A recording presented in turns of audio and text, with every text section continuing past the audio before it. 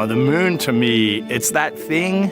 It's the thing that connects me together with all the other humans in my life. I remember being a little kid lying in bed at night and just looking out at the moon and whatever phase it was in, and I was thinking, man, my friends that live like 20 miles away, they can probably look out and see that same exact moon. And then when I was in the Navy and I would look out at the moon and I'd be halfway around the planet and I would think, man, my brother can see that moon where he is and he's halfway around the planet from where I am. And it's a connection of life on Earth. We can all look up and see that moon. It represents history. It is a witness plate. Everything that's ever happened to the moon is still written on the moon. There's no processes of wind or change in the Earth, geologic processes like we have here that change it. And something that's been telling and can read out the story of its own evolution, there's something beautiful about that.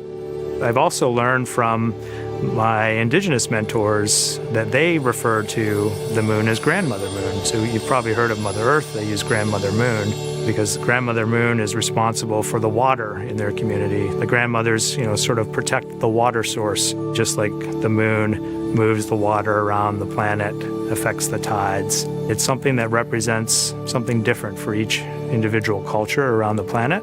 And that's really neat because we all share that same moon in the night sky.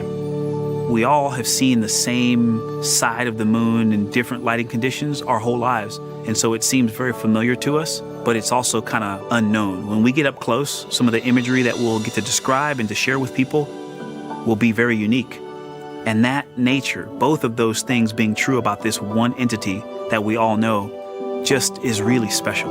It's just the epitome of a symbol of both something that's in each of our hearts, but that's also represents exploration and reaching.